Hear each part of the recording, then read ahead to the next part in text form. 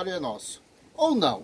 Como ficou marcada a política brasileira na metade dos anos 40 e toda a década de 50? Foi uma luta para ver quem ia dominar o petróleo descoberto no Brasil. Ou ficaria com o governo americano, ou ficaria com o governo brasileiro. A campanha do petróleo é nosso vai nascer no governo de Getúlio Vargas. Quando Vargas descobre os poços de petróleo no Brasil, várias indústrias petrolíferas tentam explorar esse petróleo. E daí começa uma briga entre empresários pró-Estados Unidos, querendo explorar o nosso petróleo, e os empresários brasileiros, querendo criar uma companhia puramente nacional, para ver quem ia explorar esse petróleo. Mas aí Vargas sai do poder. Aí entra o general Eurico Gaspar Dutra. E Dutra queria fazer o quê? Ele queria trazer empresários americanos para poder explorar o nosso petróleo, mas não deu certo. Quando o Dutra, depois de 5 anos governando, e ficou essa discussão e não conseguiu decidir, há novas eleições. E a população brasileira, querendo Vargas novamente para assumir o poder, na campanha Queremos Vargas, chamada de cremismo, Vargas retorna ao poder. E daí ele começa a campanha de criar a Petrobras, uma empresa puramente brasileira, para explorar nosso petróleo. Mas ao mesmo tempo, a pressão de jornais como a Tribuna da Imprensa de Carlos Lacerda e o Globo de Roberto Marinho tentam convencer a população brasileira que é melhor explorar o petróleo através dos Estados Unidos. O que acontece é que a pressão foi tão forte em relação aos jornais, querendo que Getúlio Vargas colocasse o petróleo para uma indústria norte-americana, e as críticas dos jornais eram tão fortes, principalmente da Tribuna da Imprensa de Carlos Lacerda, Vargas, revoltado, queria dar um fim e ele queria tentar censurar esse jornal. O que acontece? De repente, Carlos Lacerda volta para casa com seu segurança, sofre um atentado. De repente, um terrorista começa a dar vários tiros e acerta Carlos Lacerda no pé e mata o seu segurança. Carlos Lacerda não morreu e ele recorre aos jornais gritando: vamos investigar, tentaram me matar. Na investigação, descobriram que o terrorista que tentou matar Carlos Lacerda era simplesmente um segurança de Getúlio Vargas. Aí a crítica caiu em cima.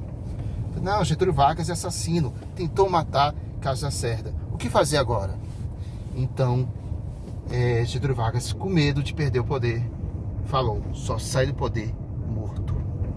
No dia seguinte, ele escreve uma carta que ia colocar no jornal, dizendo que nunca ia sair do poder, sempre governou para os brasileiros, só queria o melhor para o Brasil. Se fosse morrer, entraria para a história. No dia seguinte, ele comete suicídio e dá um tiro no seu próprio peito.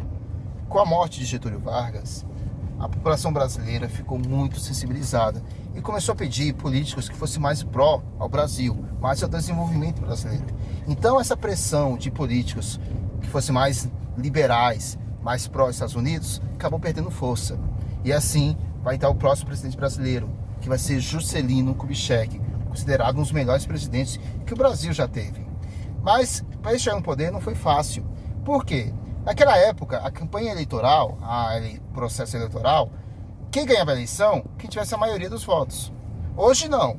A eleição funciona da seguinte forma: você tem que ter mais de 50% dos votos para você se transformar em presidente. Senão vai haver um segundo turno. Naquela época não. Quem tem mais votos ganha. Juscelino Kubitschek ganha a eleição com 30% dos votos. A oposição não aceitou e não tem a maioria. Mas a Constituição permitia isso. Para isso, o Exército tem que entrar em cena e legitimar a entrada de Juscelino Kubitschek no poder. Ele consegue entrar no poder. Se transformando em presidente do Brasil, Juscelino Kubitschek começa uma campanha de desenvolver o Brasil. 50 anos em 5. Eu vou fazer em 5 anos o que muitos fariam em 50. Eu vou desenvolver o Brasil. Assim consegue trazer várias fábricas de automóveis, como a Volkswagen, a Alemanha, a GM e a Ford dos Estados Unidos. E usando o petróleo brasileiro.